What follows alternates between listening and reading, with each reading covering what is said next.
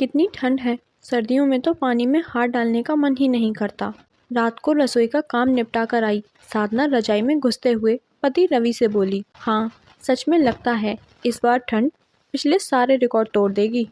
दोनों बातें कर ही रहे थे कि दरवाजे की घंटी बजी। लो आ गए सासू माँ के रिश्तेदार।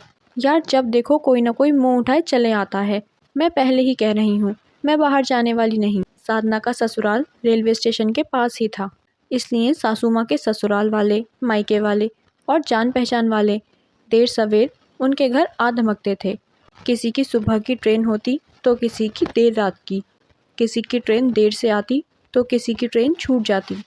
साधना की सासू माँ सुमित्रा जी का स्वभाव बहुत अच्छा था। जो भी आता उसे प्यार और अपनेपन से मिलती। चाहे कोई कितनी भी रात बेरात आता, उसे खाना खिलाए बिना नहीं सोने देती। इसलिए उनके घर कोई भी जान पहचान वाले बेझिझक आ जाते।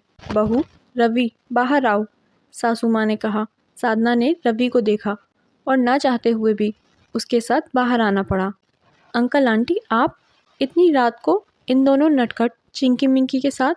इस वक्त साधना, मेरा दिल्ली में ट्रांसफ़र होने से पहले हम मुंबई में पड़ोसी थे, रवि ने साधना से कहा और उनके पैर छूने को बढ़ा। पीछे पीछे साधना भी आ गई।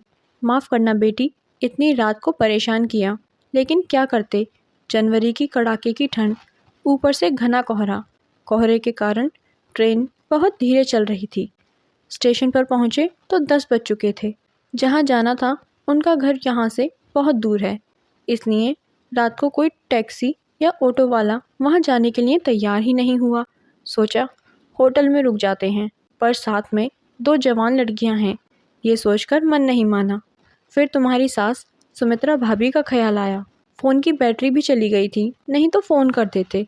साधना को देखकर झिझकते हुए शर्मा जी बोले, कैसी बातें कर रहे हैं आप भाई साहब, ये आपका ही घर है, जब मन हो चले आइए, और ऐसी परेशानी में अपने ही काम आते हैं।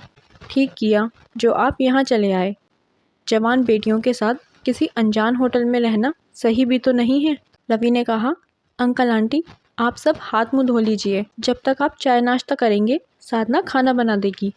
सुमित्रा भाभी खाना बनाने की कोई ज़रूरत नहीं है, वैसे भी भूख नहीं है, बस चाय से काम चल जाएगा। आंटी बोली, हम तुमको खाली पेट कैसे सोने दे सकते हैं, बस 15-20 मिनट में खाना बन जाएगा, खाकर आराम से सोना। मम्मी जी ये कोई आने का वक्त है, जो देखो मुँह उठाए चले आता है। आपके भोलेपन का सब बहुत फ़ायदा उठाते हैं, और जब वो कह रहे हैं भूख नहीं है तो आप बेकार में ज़िद क्यों कर रही हैं। रसोई में साधना सासू माँ से बोली, ऐसा नहीं कहते, वो अपना समझकर ही इतनी रात को आए हैं। कोई बेवक्त किसी के घर यूं ही नहीं चला आता, और घर आए मेहमान का यूं अनादर नहीं करना चाहिए। वो हमें परेशान नहीं करना चाहते, इसलिए खाने के लिए मना कर रहे हैं। भला दिन भर से भूख नहीं लगेगी क्या। सास बहू ने जल्दी खाना बना दिया। सबको खाना खिलाने के बाद साधना बर्तन धोने लगी। भाभी बर्तन हम धो देंगे, आप थक गई होंगी, जाकर आराम करिए। चिंकी मिंकी ने ज़बरदस्ती साधना को उसके कमरे में भेज दिया। सुबह नाश्ता करके वो लोग जाने लगे। जाने से पहले उन्होंने साधना को ढेरों आशीर्वाद दिए। उनका प्यार देखकर साधना को अपने रात के बर्ताव में शर्मिंदगी होने लगी। कुछ महीनों बाद, बहू क्या बात है, इतनी परेशान क्यों हो। मम्मी जी, पापा जी को 1 हफ्ते के लिए ऑफिस के काम से मुंबई जाना है। होटल तो ऑफिस वाले दे रहे हैं, पर खाने की परेशानी है। पापा को ब्लड प्रेशर है, बाहर का तला भुना खाएंगे तो उनका ब्लड प्रेशर बढ़ जाएगा। मम्मी तो पापा की तबीयत को लेकर बहुत परेशान है, लेकिन जाना भी ज़रूरी है। समझ नहीं आ रहा क्या करें। अरे इसमें परेशानी की क्या बात है, कुछ महीने पहले शर्मा भाई साहब आए थे ना, पापा के खाने की व्यवस्था वहीं कर देते हैं। लेकिन मम्मी जी 1 हफ्ते किसी अनजान को कोई अपने घर क्यों खिलाएगा। बहू हम पुराने लोग हैं, रिश्ता निभाना जानते हैं। आजकल की पीढ़ी की तरह हर रिश्ते में नफ़ा नुकसान नहीं देखते। फिर समधी जी अनजान कैसे हुए, वो घर के सदस्य ही हैं। मैं अभी उनसे बात करती हूँ। भाई साहब, मेरे समधी कुछ दिनों के लिए मुंबई आ रहे हैं। रहने की व्यवस्था तो हो गई है, पर उन्हें ब्लड प्रेशर है। बाहर का खाना उनकी सेहत के लिए नुकसानदायक है। यदि खाने का एक समय का इंतज़ाम आपके घर हो जाएगा तो मेहरबानी होगी। आपने हमें ऐसा बोलकर पराया कर दिया। हम हैं तो उन्हें होटल में रहने की क्या ज़रूरत है। उनसे बोलिए जब तक मुंबई में हैं हमारे घर ही रहेंगे।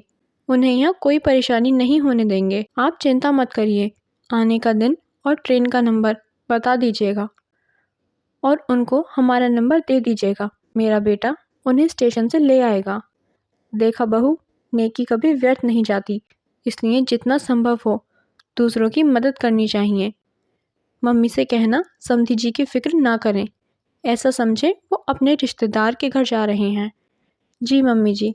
साधना सोच रही थी, ये सासू माँ का अच्छा स्वभाव और नेकी का बैंक बैलेंस ही तो है जो उन्हें सूद समेत वापस मिल रहा है। अब उसने भी अपना भलाई का बैंक बैलेंस बढ़ाने का मन बना लिया था। कहानी सुनने के लिए धन्यवाद। आपको यह कहानी अच्छी लगी हो तो वीडियो को लाइक करें और चैनल को सब्सक्राइब ज़रूर करें। धन्यवाद।